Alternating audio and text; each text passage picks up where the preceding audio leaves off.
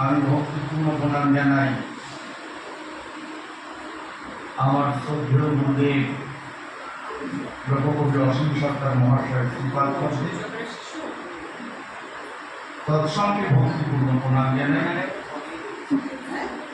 আমার জন্মদাতা কৃষ্ণ ভক্ত, গৌর ভক্ত, হরি ভক্ত, যে যে নামে আসক্ত তাকে জানাই আমার ভক্তিপূর্ণ প্রণাম। এইবার একটা কথা বলতে হয়,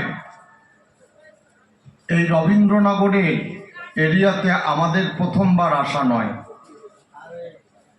প্রায় মাস দেড়েক আগে কৃষ্ণপুর, আপনারা সবাই শুনেছেন, এই লেডিস ভোকালটার টোনটা একটু কমবে, হ্যাঁ, লেডিস ভোকালটার সার্ভটা একটু কমবে।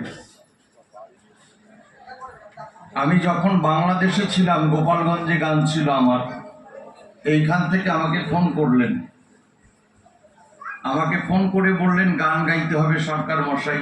আমি বললাম আমি টাকা পাই আর গান গাই, টাকা দিলে যাবো, আপত্তি নেই, কারণ দলবল নিয়ে চলি আর টাকা নিয়ে কৃষ্ণ কথা বলি। তো এইভাবে কথাবার্তা হয়। তবে এখানে এই ছোট্ট মন্দির ছিল না, এই কেউ কাটতেছে, ভালো, বেশ সুন্দর মন্দিরটাকে সাজিয়েছে। আমি ঈশ্বরের কাছে নিবেদন করি, ঈশ্বরের দল তার একটা আলাদা বল, এক অন্যরকম জ্ঞানা কর। তাহলে দাঁড়াইছি সভাতল কবি গান গাইবার আশায়। তবে বেশি একটা শরীর ভালো না, গরম জম্মের পড়া পড়িছে, আর গানে গেলেই তো জম্মের ঘাম ঝরিছে, এই কয়টাই মরিছে। দেখেন নাই ঠান্ডা ওয়েদার, তার মধ্যে বাতাস করতেছে, ওই যে একটা অভ্যাস রয়েছে। আর উনি পাখা দেখলি সেই জায়গায় বসে আমার দাদু ভাই, খাবার ঘরে গেছে, যেই জায়গায় সিলিং ফ্যান আছে, বন্ধ করা সিলিং ফ্যান, তার নিচে গিয়ে বসে, তাহলে চালালে এই জায়গায় যাওয়া লাগবে, ভালোই এক পর যাক। তবে কবি গান শুরু করতে গেলে একটু তাড়াতাড়ি করতে হয়। কবি গান তো একটা বৃহৎ সাবজেক্ট, এটা অল্প কথা নয়। যাই হোক, এই হুগলিতে দেখি রবীন্দ্রনগরের এরিয়াতে একটু রাত্রেই গান শুরু হয়, কর্মব্যস্ত মানুষজন। এইবারে জানেন কবি গান গাইতে গেলে পরে দুইজন চারণ কবিকে দুটো ভূমিকা নিয়ে দাঁড়াতে হয়, এক একটা সাবজেক্ট নিয়ে কথা বলতে হয়। তো আজকের আলোচনার বিষয়বস্তু হচ্ছে বলভদ্র ভট্টাচার্য আর মহাপ্রভুর সাথে সাধ্য সাধন তত্ত্ব। আমি সুমন সরকার বলভদ্র ভট্টাচার্যের ভূমিকায় কথা বলবো, আর বিপক্ষ যিনি কবি রয়েছেন তিনি হচ্ছেন সম্পর্কে আমার জন্মদাতা পিতা। বলে নিয়ে আগে এই কথা, কেউ ভাববেন না অযথা যে বাপ বেটা কবি গান গাবে, যুক্তি করে আসবে, সেই লড়াই দেখতে পারবো না। কবি গান গাইতে গেলে পরে জাগতিক সম্পর্ক থাকে না, তখন দুইজন দুইজনের ভূমিকা নিয়ে দাঁড়াই আর করি জম্মের মতো লড়াই, একে অপরের কষাই। আজকে বিপক্ষে যিনি রয়েছেন তিনি বলভদ্র ভট্টাচার্যের ভূমিকায় কথা বলবে, আর আমি সুমন সরকার, আমি বলভদ্র ভট্টাচার্যের ভূমিকায় কথা বলবো। আর বিপক্ষ কবি যিনি রয়েছেন তিনি শ্রীমান মহাপ্রভুর ভূমিকা ধরে আজকে দাঁড়াইয়ে কাব্য সভা পড়ে এক এক করে জবাব দেবেন। তাহলে এবারে পাল্লার মধ্যে যাব, আর এই নববৃন্দাবনকে মধুময় বৃন্দাবন করতে মায়ের একটু উলুধ্বনি দেবে।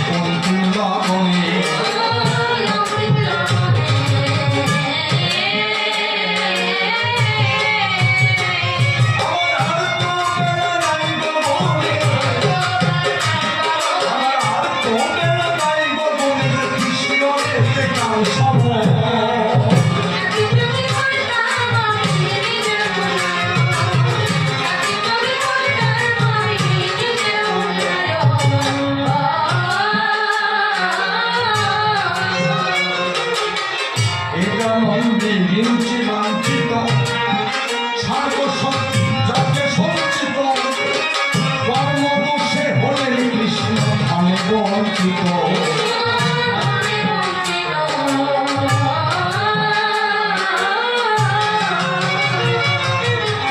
এ জনমবিহীন সীমান্ত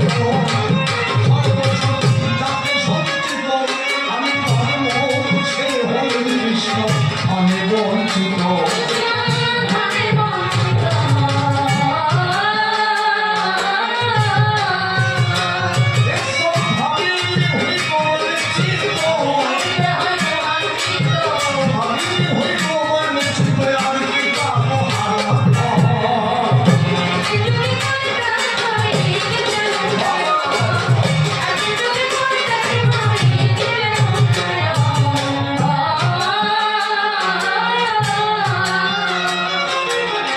ভেবেছিলাম কত কি বুঝি করিয়াছি কত কি বুঝি এখন পারে ঘাটাতে পারে করি পাই না তো বুঝি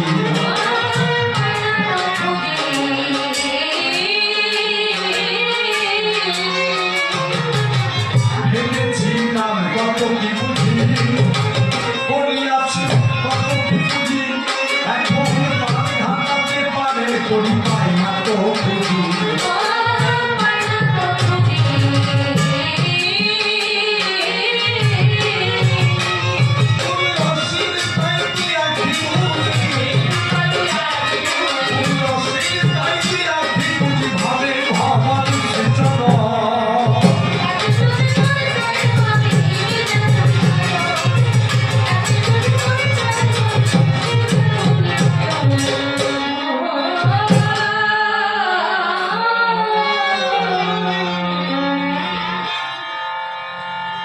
ঠাকুর মহাপ্রাণের যুগল পদ্ধতি বন্দে করে আরাধ্য শুদ্ধ চিত্তে প্রণতি জানাই।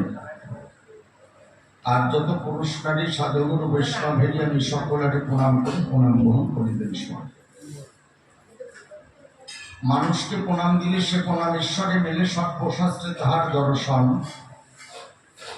তাই মানুষের চরণ লক্ষ্য করি প্রণাম করি, বারে বারে আশীর্বাদ করিবেন মনে এই তো নিবেদন। নাম কি আমার সুমন সরকার, সপরিচয় দেওয়া দরকার। গুরু মম অসীম সরকার, বন্দী তাহার শ্রীচরণ। গুরুর আশিস নিয়ে মাথে ঘুরে বেড়াই এই জগতে, সভাতে সভাতে করি বেড়াই কবি কীর্তন। তাই গুরুর চরণে দিয়ে ভার কাব্য সিন্ধু হব পার, অন্তরের একান্ত নিবেদন এবার গুরুর চরণে করলাম দান। তুমি গুরু কৃপা করে আশীর্বাদ অধমের শিরে এই নিবেদন বারে বারে রাখি অবস্থান। যাক ভার দিয়ে গুরুর পায় যাব কবি কাল্পনিক ভূমিকায়। এসেছেন ভক্ত ভক্তা শুধু চয় কবি গান শুনবার তরে সবাই। জানেন যত নারী নরে কবি গান গাইতে গেলে পরে দুইজন কবিকে দুটো ভূমিকা ধরে দাঁড়াতে হয় সবার ঠাই।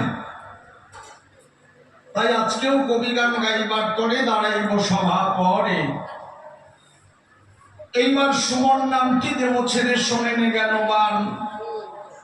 আমি সুমন নামটি দিয়ে ছেড়ে কবি গান গাইবার তরে আজকে বলভদ্রের ভূমিকা ধরে হব দণ্ডায়মান।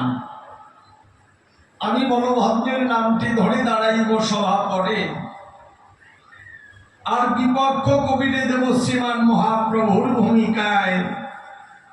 আমি এক এক করে ধরে ধরে প্রশ্নপত্র দেব তারে, মহাপ্রভু এসে ব্যাখ্যা করে জবাব দিবে সভায়।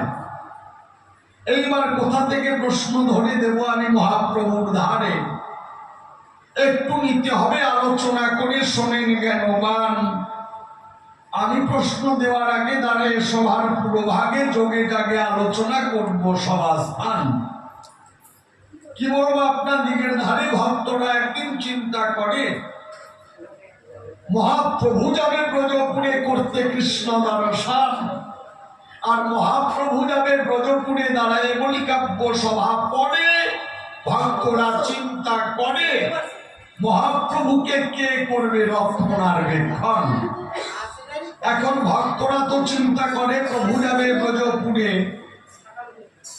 আর প্রভুকে দেখাশোনা করবার তরে একজন ব্যক্তির আছে প্রয়োজন। কিন্তু সবাই চিন্তা করে অন্তরে যদি প্রভুর মতো ভক্ত হয়ে পড়ে আর প্রভু যখন পড়বে ঢোলে মৃত্তিকার পরে, তাহলে একে অপরেই কিন্তু ধুলাতে নেমে আসন। তাহলে আমাদের মনে আসে, ভাবো, মহাপ্রভুকে রক্ষণাবেক্ষণ করবার তরে বিশ্ব চরাচরে অপ্রেমিক ভক্ত পেলে পরে আমরা তাকে মহাপ্রভুর সঙ্গে বৃন্দাবনে পাঠাবো। এই চিন্তা করিতে করিতে এক ভক্ত ডেকে বলে ভক্তদের সাক্ষাতে, আমরা বলি তব ধারেতে শোনো দিয়ে আমার, কি বলবো তোমাদের ধারে, বলি আমি ব্যাখ্যা করে প্রভুকে দেখাশোনা করানোর তরে একজনই অপ্রেমিক ভক্ত আছে বিশ্বভুবন। যখন এই কথা কয়, সব ভক্ত ডাক দিয়ে কয়, তুমি বলো এই সময় শনিবারে চাই, কে আছে অপ্রেমিক ভক্ত জগতে আমরা পাঠাবো প্রভুর সাথে মধুর গজপুরেতে দেখিতে কানাই। এই কথা বলার পরে পরে ওই ভক্ত ডেকে বলল তখন তাদের ধারে, আমি বলি ব্যাখ্যা করে শুনিবেন সবাই, কি বলবো আপনার দিকের ধারে বড় ভদ্র বলে যারে, তখন আমার নামটা বলল ব্যাখ্যা করে, আপনারা শোনেন সবাই। এই কথা যখন কয় ভক্তরা তখন ডাক দিয়ে কয়, বলি আমি এই সভায় শোনো দিয়া মন, তুমি আমাদের কথা নেবে, আমাদের সঙ্গে যাবে, বলভদ্রের কাছে যেতে হবে, এই প্রস্তাবটা রাখিব এখন। যখন এই কথা বলে আমার গৃহে এসেছে চলে, আমার কাছে ডেকে বলে শোনো দিয়া মন, প্রভু যাবে ব্রজপুরে, বলি আমি ব্যাখ্যা করে আমরা চিন্তা করেছি অন্তরে তোমাকে পাঠাবো প্রভুকে করিতে রক্ষণাবেক্ষণ। এই কথা যখন কয় বসে শোনেন শুধু জয়, আমার তো আনন্দে ভরেছে হৃদয়, আনন্দের সীমা নাই।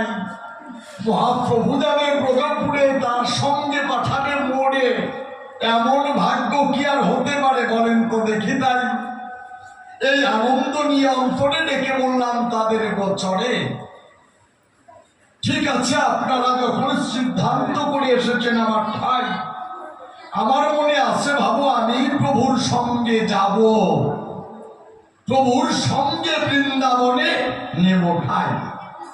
এই কথা বলার পরে পরে সবাই যখন গেল সরিয়ে, পরের দিন ভোরে ভোরে আমি প্রভু একত্তরে ব্রজের দিকে ঢাই। যখন ঝাড়িখণ্ডের পথে যেতে যেতে আমি চেয়ে দেখতে পাই আখি পাতে মহাপ্রভু হরিনামেতে মত্ত সদায়। মহাপ্রভু হরেন যিনি, হরিনাম করছেন তিনি, বসে শোনেন জ্ঞানীগুণী যত ভক্তগণ, হা কৃষ্ণ গোবিন্দ বলে প্রেমানন্দে বাহু তুলে হুঙ্কার ছেড়ে এই ধরণীর তলে করছেন আমার সংকীর্তন।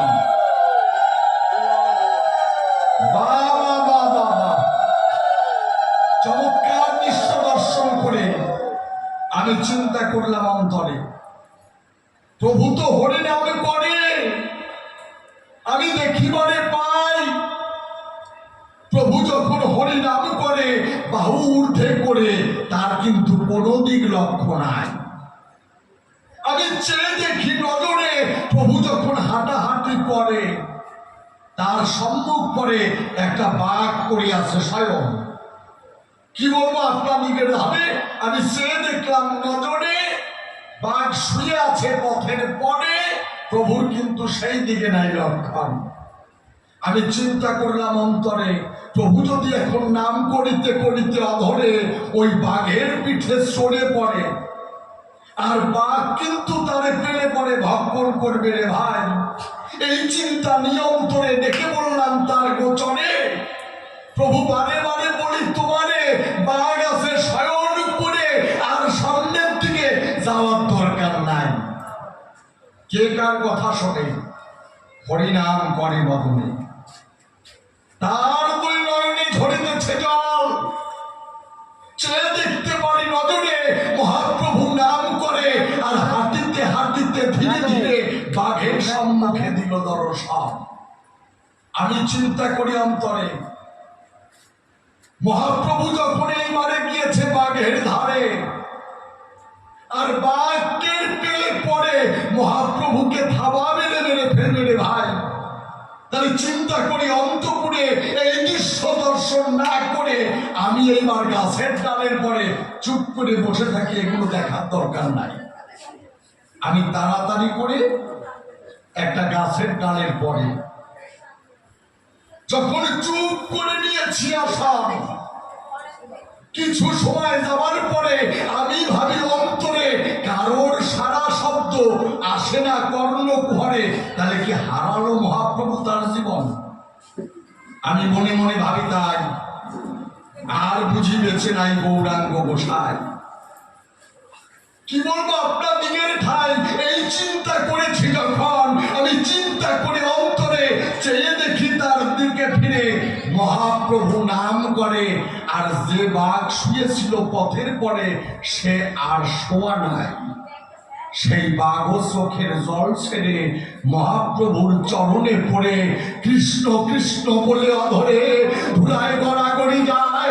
একবার প্রাণানন্দে বলুন হরি, যত আছেন বড় আদব দৃশ্য দর্শন করি আমি অবাক মেনে যাই। বাবা বাবা, খালি বাঘ নয়, বাঘ নয়, বসে শোনেন শুধু জয়, বনে যত পশু পাখি নয় আমি চেয়ে দেখি তাই সবাই প্রভুকে ঘিরে তারাও হরি নাম করে, মনে হয় যেন তাদের আর আনন্দের সীমা নাই। এই দৃশ্য দর্শন করি আমি ভাবলাম অন্তরে, যে বাঘ মানুষকে দেখিলে পরে করতে চায় ভক্ষণ, আর সেই বাঘ মহাপ্রভুকে দেখতে পেরে তার নাম শ্রবণ করে সে নিজের হিংসা দিয়ে ছেড়ে আজকে মহাপ্রভুর চরণে নিয়েছে আসন। এটা হলো কিসের গুণে? এই যে জানতে বাসনা মনে, বসে শোনেন ভক্ত প্রাণে। কিছু সময় যখন চলে যায় আমি প্রভু একত্তরে হাঁটিতে হাঁটিতে ধীরে ধীরে চলে গেলাম ব্রজপুরে, ওই যে মধুর প্রজাপতি। আমরা হাঁটিতে হাঁটিতে গিয়েছিলাম ব্রজপুরেতে, তাই দুইজন একই সাথে বিশ্রাম নিতে তোমার গাছের গোড়েতে দুইজনে নিয়েছি। তাই ভালো মানুষ হয়েছে, জুতো ঝুলাই নিয়ে যাচ্ছে। এই জায়গায় হাঁটাহাঁটি পথ রাখছে নাকি? করুক কি হাঁটাহাঁটি, আবার সামনে নিচে দুই খান চটি, ভালো হাঁটার পরিপাটি। আসলে সামনের দিকে যদি মানুষ ঘোরাফেরা করে তাহলে আর কবি গান হয় না আসলে। কারণ চারণ কবি বলে তাদের যে করতে পারে ছন্দের সৃজন।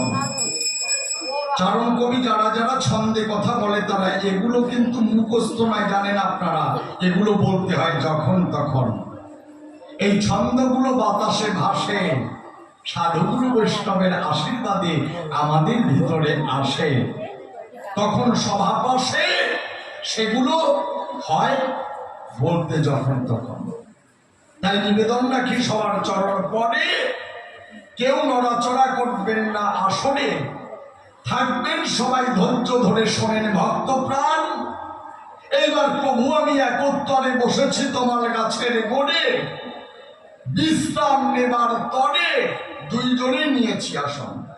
কি বলবো আপনার দিকের ধারে আমি চেয়ে দেখতে পারি নজরে, ওই গাছের ডালের পরে দুইটা পাখি বসা নয়, কিচির মিচির শব্দ করে কি যেন বলে অধরে, আমি কিন্তু বুঝতে না পেরে চুপ করে বসে রইলাম। মহাশয়, ওরা কি বলে অধরে তাই কি আর আমার অন্তর বুঝতে পারে? আমি বসে আছি চুপ করে, শোনেন ভক্ত প্রাণ, কিন্তু আমি চেয়ে দেখি নজরে ওই পাখির কথা শেষ হবার পরে পরে মহাপ্রভু যিনি বসিয়া গাছের করে আজব কথা বলিল। তখন যখন পাখি দুটির কথা বলা শেষ হয়, বসে শোনেন শুধু চয়, মহাপ্রভু তার অধরে ঠিক ঠিক ঠিক কয়, আর তিনটে ঝুল দিল মাথায় মস্তক করিয়া অবলম্বন। এই দৃশ্য দর্শন করে আমি সহ্য করতে না পেরে দেখে বললাম, প্রভুর গোচরে শোনো, তুমি গৌরাঙ্গ গোসাই, গোসাই বলি অবধারে আজকে কিছু জিজ্ঞাসা তোমার ধারে আমি এসেছি, তোমার সঙ্গে ব্রজপুরে আমি তোমার কাছে আজকে কিছু কথা জানিবারে চাই। মহাপ্রভু বলছেন, বলো বলো ভদ্র, তোমার মনে কি প্রশ্ন আছে বলো তুমি আমার কাছে, আমি জবাব দেব পাছে পাছে। তুমি তো মানুষটা খুব ভদ্র। এই কথা বলার পরে পরে আমি ডেকে বললাম মহাপ্রভুর ধারে, মহাপ্রভু বলি তোমার গোচরে আমি প্রথম প্রশ্ন করে যাচ্ছি দান। এই যে এখান থেকে ধরে ধরে আজকে প্রশ্ন দেব মহাপ্রভুর গোচরে, ভক্ত ভক্তা নারী নরে শুনবেন কেন মানুষ? পরিষ্কার বুঝতে পারছেন তো? এইবার প্রথম প্রশ্ন দেব তাহলে, প্রভু তুমি আমি একত্তরে ঝাড়খণ্ডের পথ ধরে মধুর ব্রজপুরে এসেছিলাম তাই, কিন্তু ঝাড়খণ্ডের পথে আসিতে আসিতে আমি সে দেখতে পারলাম আখিপাতে তোমার সম্মুখেতে একটা বনের বাঘ নিয়ে সেটাই ঠাই, যারে কয় রয়্যাল বেঙ্গল টাইগার। তার কাছে কিন্তু মানুষ গেলে তার জীবন হয়ে যায় সাড়ে খান। তারাই বলি সমাধান, তুমি শোনো কি এমন, আমি চেয়ে দেখতে পারলাম নজরে, তুমি পা তুলে দিলে তার গায়ের পরে, আমি চিন্তা করলাম অন্তরে তোমার জীবনেই বা হবে অবসান। এই চিন্তা নিয়ে অন্তরে আমি রইলাম চুপ করে ডালের পরে। ভেবেছিলাম অন্তপুরে তুমি আর বেঁচে নাই, কিন্তু কিছু সময় যাবার পরে চেয়ে দেখি নজরে বনের বাঘ হিংসা দিয়ে ছেড়ে তোমার চরণে নিয়েছে ঠাই। বাঘ কৃষ্ণ কৃষ্ণ বলে ভাসিয়া দুই চোখের তলে তোমার চরণ তলে ওই বন তলে নিয়েছে ঠাই। খালি বাঘ নয়, বসে শোনেন সুধি জয়, বনে যত পশু পাখি নয় তারাও বলে মুখে সায়ক কানায়। বা বা বা, তাহলে তুমি বলেছো ব্যাখ্যা করে, বনের বাঘ কিসের জোরে নিজের হিংসা দিয়ে ছেড়ে আর সে তোমার চরণে পড়ে ধুলায় গড়াগড়ি যায়? এই জায়গা দিয়ে আপনারা কোন মানুষ জানতো তুলসী মালা পড়বেন, তিলক এক জায়গার টানার জায়গায় ছাড়া অঙ্গে হাঁটবেন, আর হরে কৃষ্ণ 16 নাম 32 অক্ষর করবেন, সুন্দরবনে চলে যান, বাঘের যে জায়গা আনাগোনা আছে, দেখেন তো আপনাকে ছাড়ে নাকি? ছাড়বে? ছাড়বে না।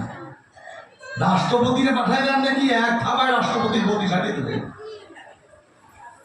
তাহলে তুমি বলেছ ব্যাখ্যা করে, তোমার চরণে স্পর্শ পাবার পরে কেন বনের বাঘ হিংসা ছেড়ে কৃষ্ণ কৃষ্ণ বলে অধরে ভুলাতে গড়ায়?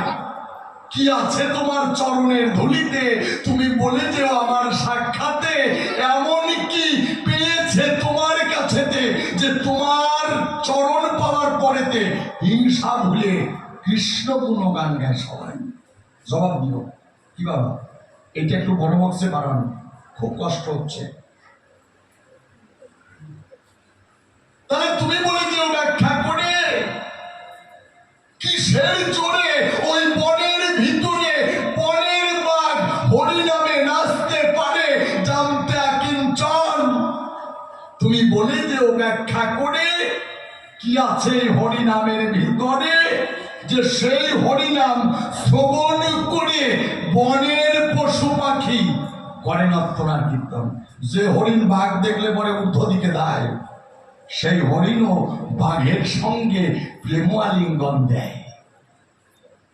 তাহলে তুমি বলে দিও ব্যাখ্যা করে, কি আছে এই হরিনামের ভিতরে যে সেই হরিনাম শ্রবণ করে বনের বাঘ হিংসা ছেড়ে হরিনাম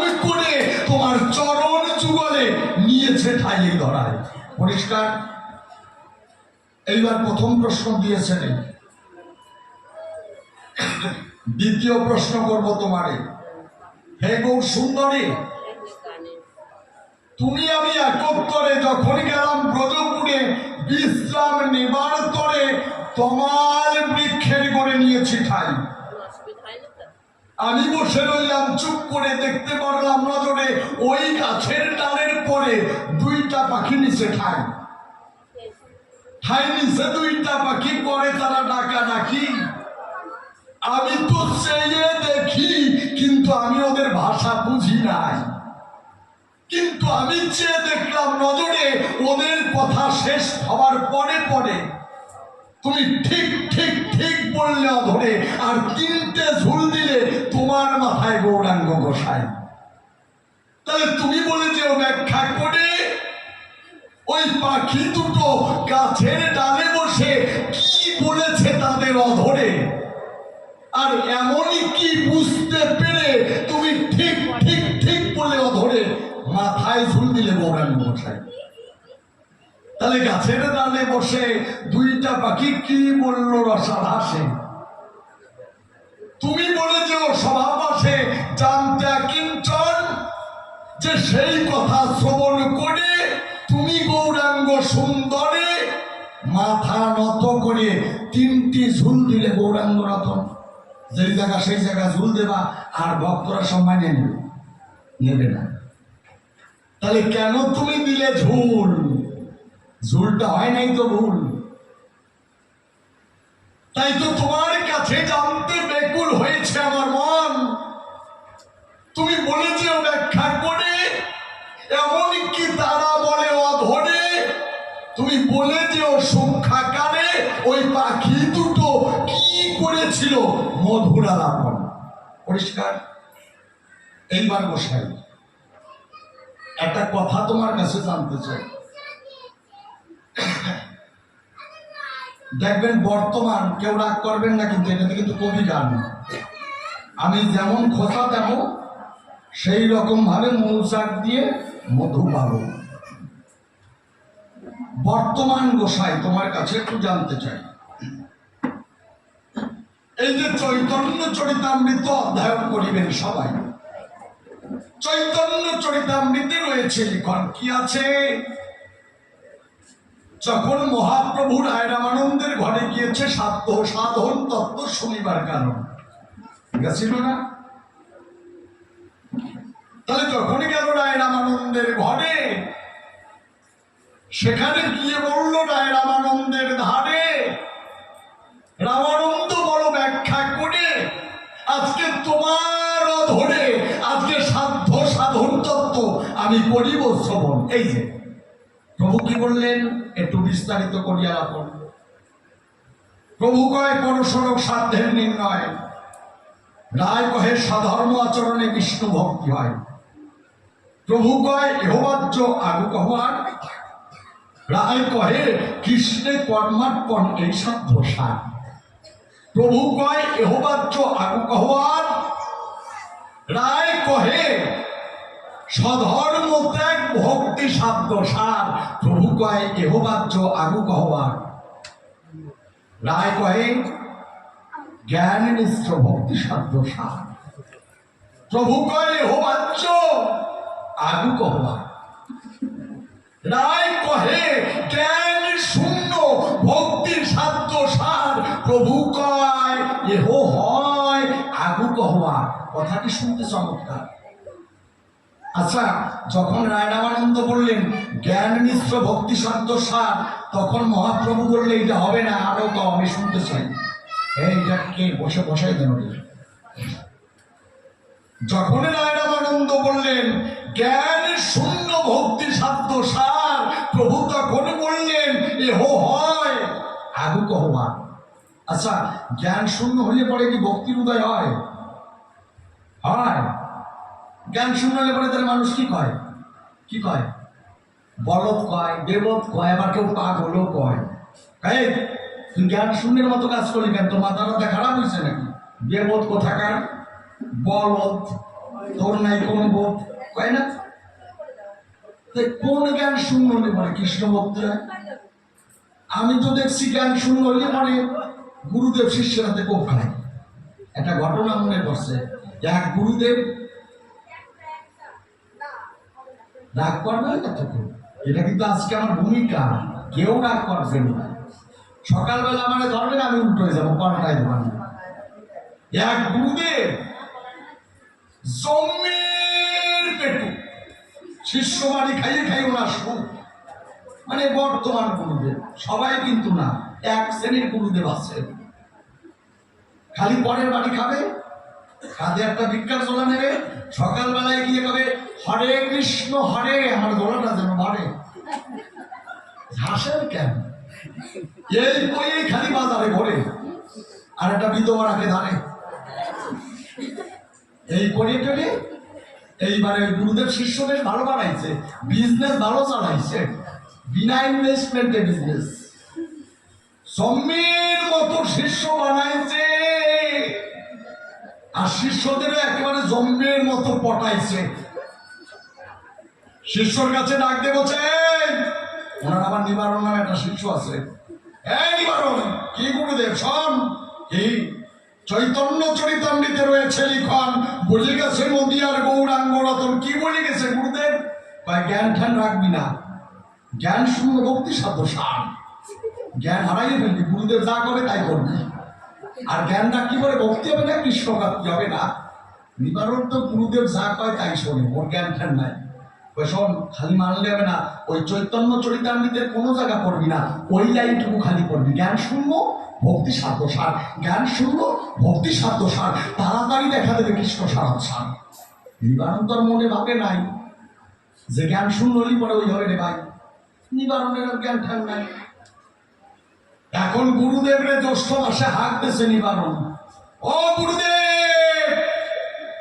গুরুদেব কয় নিবারণ ডাকে কেন, মানে খালের এপারে গুরুদেবের বাড়ি, আর নিবারণের বাড়ি খালের ওপারে। যখন নিবারণ হাঁক মারে, হাঁক তো না, জোরে ডাক, গুরুদেব। গুরুদেব হাঁকছে, নিবারণ ডাকিস কেন এখন? নিবারণ কয়, গুরুদেব আপনি আমার কথা নেবেন, আগামীকালই মা গোসাইকে নিয়ে আমার বাড়ি আসবেন। কেন? ভাই গাছের রস খাঁচা কাঁঠাল আমি কাটিয়ে রাখছি, কার বাইর দিয়ে রাখছি, গুরু সেবা না দিলে হয়? তারপরে গাছের রস টস টসা গাছ পাকা হিংসা করাম, গুরুদেব তো সারিছে আকাম। নিবারণ ডাক দিয়েছে রাত্রি পোয়াতি না পোয়াতি, ভোর 4টের সময় মা গোসাইকে নিয়ে হাজির হয়েছে, দেবাদেবী দুইজন, করবে শিষ্যবাড়ি ভোজন, আর নিবারণও করেছে আয়োজন। আবার এই বৈষ্ণব মতে দেখবেন কয়টা মত আছে, কেউ কালাচাঁদের মতে আছে, যে কয়জন কালাচাঁদের মতে আছে ওরা আবার মিন মহাত সব করে, মাছ ছাছ খায় আর কি, তাই নাকি খায়।